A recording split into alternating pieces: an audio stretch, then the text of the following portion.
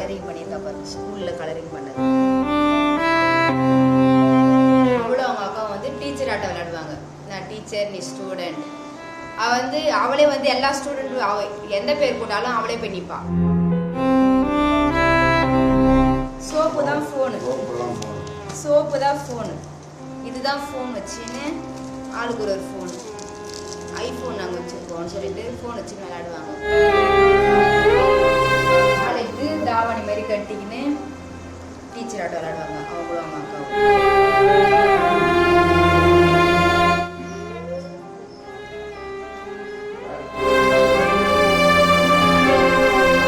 பள்ளிக்கூடம் படிக்கிறோம்னு சேர்த்தோம், நான் பொட்டலம் கட்டி கொண்டு வந்துக்கிறோம். நாங்கள் என்ன சொல்றது?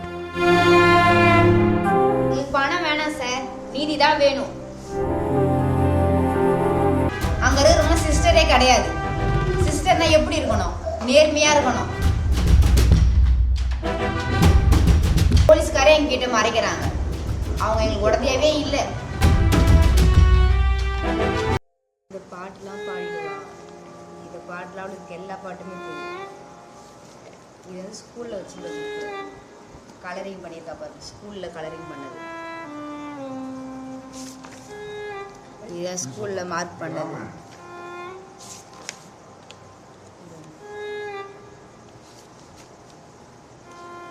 இதை வீட்டில் சொல்லி கொடுத்த எல்லாம் இது பண்ணுமான்னு அதான் அழகாக ஜாயின் பண்ணி ஹோம்ஒர்க் கொடுத்தாங்க. இதெல்லாம் ரவுண்ட் பண்ண சொல்லி ஃபோன் பண்ணி சொன்னாங்க. அதெல்லாம் வந்து சொல்லி கொடுத்தேன். ரவுண்ட் பண்ணுமான்னு சொல்லி ரவுண்ட் பண்ண.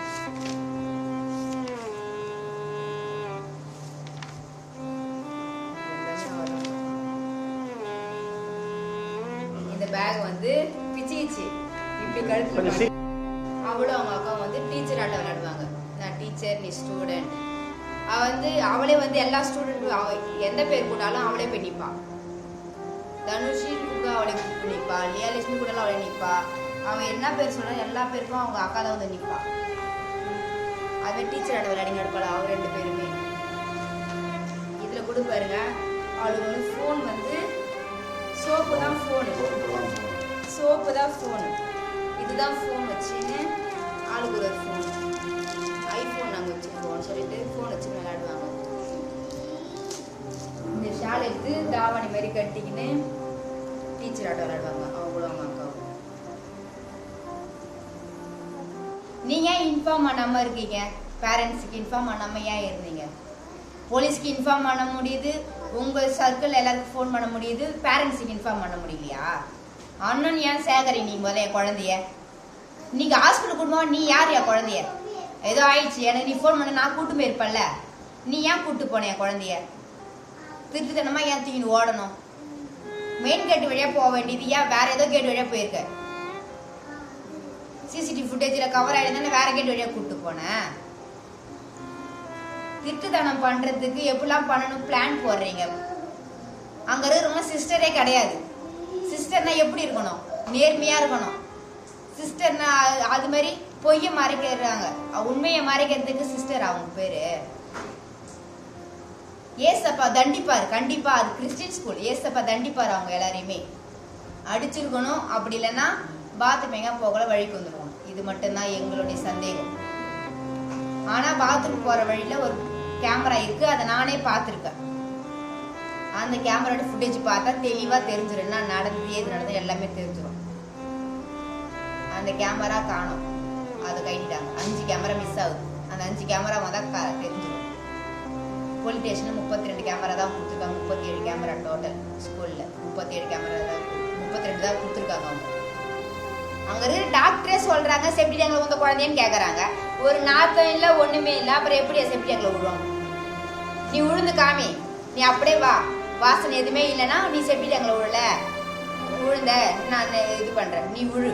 அந்த 3 பேர் இது ஜாமீன் எடுத்துருக்காங்க. அவங்க 3 பேர் விழ சொல்லுங்க அந்த செப்டி டேங்க்ல. 7 அடி செப்டி டேங்கு. இந்த நீட்டு கம்பி வச்சு எடுத்தாங்களாம் குழந்தைய. இவ்வளவு நீட்டு தான் காமிக்கிறாங்க எங்ககிட்ட போலீஸ் ஸ்டேஷன்ல. இந்த கம்பி வச்சு எடுத்தாங்களா 7 அடியில. அப்ப இறங்கி எடுத்தாங்களா? யார் இறங்கி எடுத்தா? அந்த டிரைவர் கோபால கூப்பிட்டு விசாரிக்கணும் போலீஸ் ஸ்டேஷன்ல. அப்புறம் என்னை 1:30 மணி to 1:45 to ஒரு டிரைவர் வந்து கேட்டு போனார், உங்கள் பொண்ணு எங்கன்னு வந்து என்னை கேட்டார். அவரையும் கூப்பிட்டு விசாரிக்கணும். அவர் வந்து சம்மந்தமே நம்ம ஏன் வந்து என் பொண்ணை கேட்கணும் ஸ்கூல்ல இருந்து? அவரையும் கூப்பிட்டு விசாரிக்கணும். அந்த 4 சாரி கூப்பிட்டு விசாரிக்கணும்.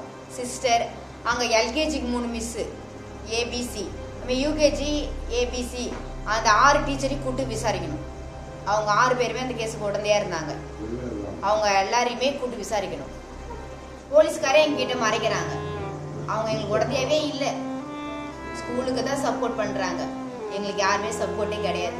ஸ்நாக்ஸ் டைம் 4 மணிக்கு, 11 மணிக்கு ஸ்நாக்ஸ் டைம். ஸ்நாக்ஸே சாப்பிட சாப்பாடு எப்படி சாப்பிட்ருக்கு குழந்தை? எந்த குழந்தையா இருந்தாலும் சரி, 1வது படிக்கிற குழந்தையா இருந்தால் ஃபுல் சாப்பாடு சாப்பிடுமா?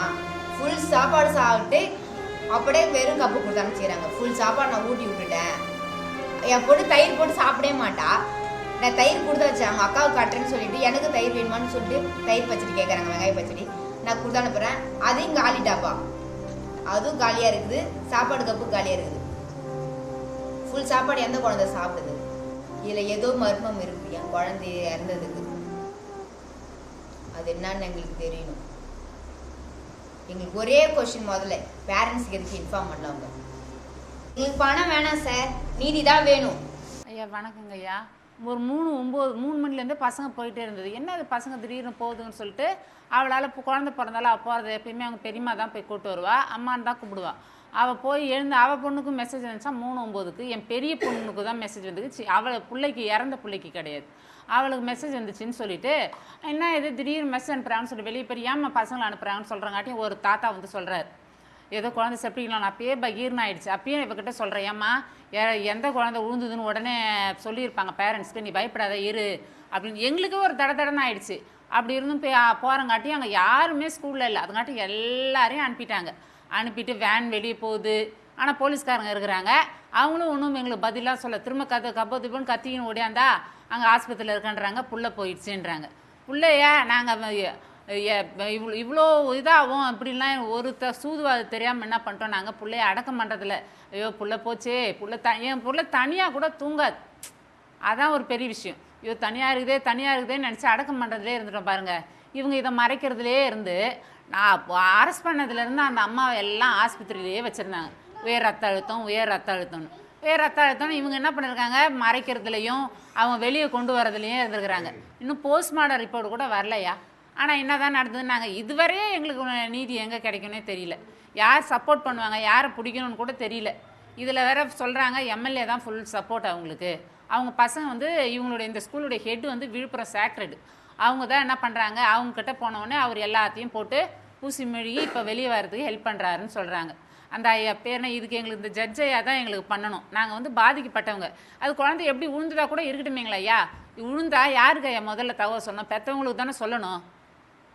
ஒரு வார்த்தை பெற்றவங்களுக்கு சொல்லலையா. உள்ள எப்படி போச்சோ எந்த நினச்சிருக்குமோனே தடன்னு ஆகிடுதுங்க ஐயா. குடும்பமே இது எங்கள் குடும்பத்தில் ஒத்துமையை கொண்டு வரதே அவள் தான். ஏதாவது சண்டை வந்தால் கூட எல்லாரையும் சிரித்து கொண்டு வந்துடுவாள். அந்த பிள்ளைய எட்டுமே பள்ளிக்கூடம் படிக்கிறோன்னு சேர்த்தோம். நான் பொட்டலம் கட்டி கொண்டு வந்துக்கிறோம். நாங்கள் என்ன சொல்கிறது, பிள்ளைய பள்ளிக்கூடம் சேர்க்கறதே தப்புங்களா? அப்போ எங்கள் பிள்ளைக்கு நாங்கள் ஏதோ இல்லாதவன்றதால தானே இந்த அளவு எங்களை விட்டு வச்சுருக்காங்க. ஏதோ இருக்கிறவங்கன்னா அவங்களுக்கு நிறைய தேர்த்து போராடி இருப்பாங்கல்ல. குடும்பத்தால் மட்டும்தான் போராடின்னு கிடக்குறோம். என்ன பண்ணுறதுனே தெரியலைங்க எங்களுக்கு. எல்லாமே நாங்கள் அதுக்காக தான் மேல்முறையீடு பண்ணுறதுக்காக போயிருக்கிறோம். இனிமேல் தான் பண்ணி என்ன பண்ணணும், நான் ஜட்ஜையாக தான் எங்களுக்கு பண்ணணும். எங்களுக்கு காசுலாம் வேணாயா, எங்களுக்கு காசே வேணாம். பிள்ளைக்கு எப்படி போச்சுன்ற நியாயம் வந்தாலே எங்களுக்கு போதும், காசுலாம் எங்களுக்கு வேண்டாம். என் பேர் அனுசுயா, அவளுக்கு அத்தைங்க. குழந்தை செப்டி டேங்கை போய் பார்க்கும்போது செப்டி டேங்கில் என் பேத்து ஊந்துருக்காது. ஏன்னா அந்த அன்னைக்கு நிலவரத்துக்கு ஒரு ஜான் தான் வந்து இப்போ அப்போ பார்க்கும்போது. இப்போ டிவிலெலாம் காட்டும்போது பெருசாக காட்டுறாங்க. அதுக்கப்புறம் எங்களை யாரையும் பார்க்கவும் விடலை. அங்கே இருந்த 32 கேமரா தான் காமிச்சிக்கிறாங்க. அது கூட நாங்கள் ஒரு கேமரா தான் அன்றைக்கி நாங்கள் போலீஸ் ஸ்டேஷனில் பார்த்தோம். போலீஸ் ஸ்டேஷனில் பார்க்கும்போது ஒரு கேமரா தான் பார்த்தோம். அதுக்குள்ளே இன்ஸ்பெக்டர் வந்து எல்லாத்தையும் நிறுத்திட்டார், பார்க்க விடலை. நாங்கள் சிடி போட்டு கொடுக்குறது கேட்டதுக்கு நீங்கள் கோர்ட்டில் போய் கேட்டு வாங்கிங்க, இல்லைனா எஸ்பிஎஸ் போய் கேட்டு வாங்கிங்கன்னார். ஆனால் எங்கள் பேத்தி வந்து செப்டி டேங்கில் விடலை, அடிச்சுக்கிறாங்க, ஊந்துது, இறந்துட்டுது. இது எங்ககிட்ட இங்கேருந்து எங்கள் வீட்டுக்கும் ஸ்கூலுக்கும் கரெக்டாக 600 மீட்ரு தான். அன்றைக்கி நிலவரத்துக்கு குழந்தைய வந்து நாங்கள் அடக்கம் பண்ணால் போதும்னு முடிவு பண்ணிட்டோம். பிள்ளை கூடயே வச்சுருந்துட்டு கை காலெலாம் இதாகி போச்சு எங்களுக்கு. அதுக்கப்புறம் மறுநாள் பால் தெளிச்சுட்டு அதுக்கு மறுநாள் தான் நாங்கள் அந்த ட்ரெஸ்ஸை பார்க்குறோம். ஞாயிற்றுக்கிழமை பால் தெளிக்கிறோம், திங்கக்கிழமை காலையில் தான் அந்த ட்ரெஸ்ஸை பார்க்குறோம். ஒரு 10-12 மணிக்கு பார்க்கும்போது சட்டையில் 2 இடத்துல ரத்தம், 3 இடத்துல ரத்தம், காலரோட 3 இடத்துல ரத்தத்தில் ப்ளீச்சிங் பவுட்ரு போட்டு தொடச்சிருக்கிறாங்க. சட்டையை நாங்கள் மோந்து பார்க்குறோம், ப்ளீச்சிங் பவுட்ரு வாசம் தான் வருது. ரிப்பனில் நல்லா இருக்குது ரத்தம். இதை வந்து நாங்கள் வச்சு 2-3 பேர்கிட்ட பேட்டி கொடுத்தோம். அதுக்கப்புறம் போலீஸ்காரங்க வந்து அதை வாங்கி போயிட்டாங்க. கொடுக்கலன்னா மறைச்சாங்க. சரி நாங்கள் கொடுத்துட்டோம். இது இல்லாமல் நீங்கள் என்ன பண்ணுறீங்க கேஸு, நான் இதை டெஸ்ட்டுக்கு அனுப்பணும் அப்படின்னாங்க. சரின்னு கொடுத்துட்டேன். நானே நல்லது செய்கிறேன். நாங்கள் கட்சியில் பார்த்தா அந்த கேமராவெலாம் காட்டும் போது அவர் எங்களுக்கு நல்லது செய்யலை, கெடுதல் தான் செய்தார்னு நினைக்க வேண்டியதாக. செய்திகளை உடனுக்குடன் தெரிந்து கொள்ள உடனே சப்ஸ்கிரைப் பண்ணுங்க.